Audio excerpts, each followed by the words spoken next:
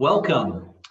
We here at the Family Legacy Council hope you and your family are doing well in this time of craziness.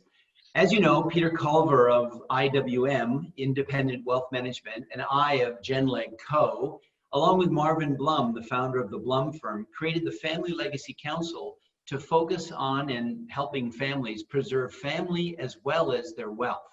Much of the research that we have done historically and many of the ideas we've shared actually are particularly important in light of the COVID-19 and the forced separation and quarantines that we're all living with right now. Also, most of the ideas that we've shared with families, not just really would benefit any families, not just wealthy families. So we will be compiling and sharing stories of short video clips that will outline and hopefully help you and other families you work with deal with some of these issues around COVID-19 and how to build a stronger family in a time like this. It's all going to come under the banner. We're going to call this Strong Families Survive Tough Times. The times are upon us. How's your family? Basically, how is COVID-19 affecting families and what can you do about it for your family, let alone your client family? Well, thanks, Tom. All of the successful families that we've worked with and that we've studied have had to work their way through many similar crises, be it the 1918 flu influenza, which we've all learned more about now, the Great Depression, world wars, the Vietnam War, innumerable economic crises, and the great families have found a way to survive those events. And so here at the Family Legacy Council, we know and believe that we can work our way through this crisis. But for the sake of our families, it's going to take a new thought process, new collaboration, new forms of communication, one of which we're using right now, and building new trust. And so we think this is a phenomenal opportunity to build a new kind of family fabric in this era. Well, and as I'm sure you all recall, going into this pandemic, we already had epidemics going on in our country of things like loneliness and anxiety and depression, abuse, addiction. And that we had those things before we had this quarantining and separation. So to make it worse, wealthy families have been evidencing that these presenting problems 2 to 5 times more frequently than just the average American family. So how much worse could this be coming out of this? More importantly, what can families do about it now? Currently, they have the time, hopefully, and the proximity, either physically or they're in the same house, or they can use Zoom like this to connect with each other.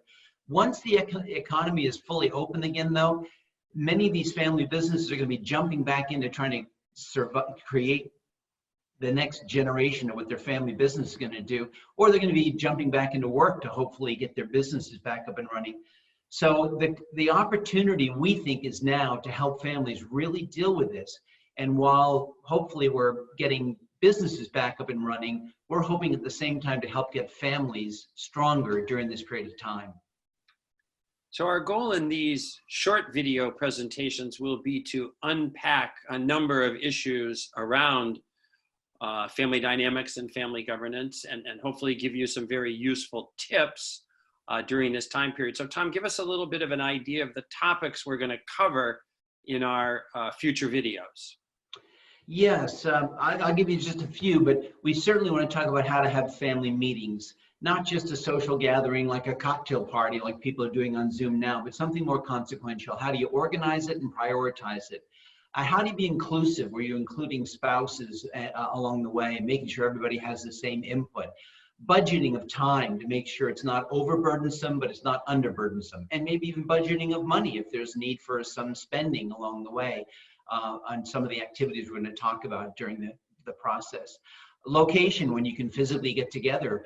Ideally, you make it fun, mix it up, make it memorable. And then utilizing professionals. So that's all under the banner of sort of family meetings. Other things we'll talk about, though, are building that intentional and strong family culture, which is really the biggest opportunity, we think. And that includes all kinds of activities like family philanthropy or family education, like a family curriculum. What would that look like?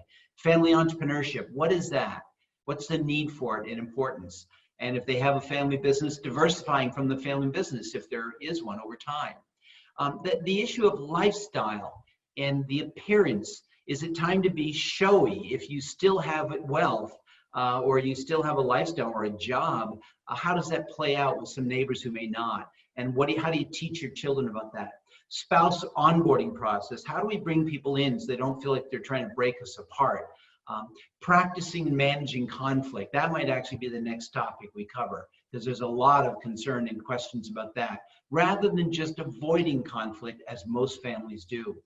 And one family put it this way. They said they wanted to build the bridge of grace and trust so they could drive the truck of truth over it. And that's what we're trying to help families get to. So this building communication and trust through group decision-making, meaningful experiences, and family education. The last part probably would be helping them create working committees where the family members have a role, not forced upon them, but that they can choose into. So the key is family resilience. It turns out families are more resilient and individuals are more resilient when they feel connected. So for families that have survived multi-generationally, what the studies are showing is you find that they had intentional methods of staying connected. And we're going to talk about what those look like and how to introduce them. Building interdependence, not just independence, into our kids. So while we're having a United States reset on what we do as a country, this is the time we think is the perfect time to help families do a family reset on what they're doing as a family. So we hope you'll join us in our future videos. They'll be appearing about once a week. If you have topics you'd like us to cover, please email us. And as a reminder, there is a host of additional information about family governance on the Family Legacy Council website and also on our individual websites, and the connections to those websites you can find in the text portion of the LinkedIn post. So we look forward to being with you again. Thank you. Yeah, thank you. Bye-bye. Stay well.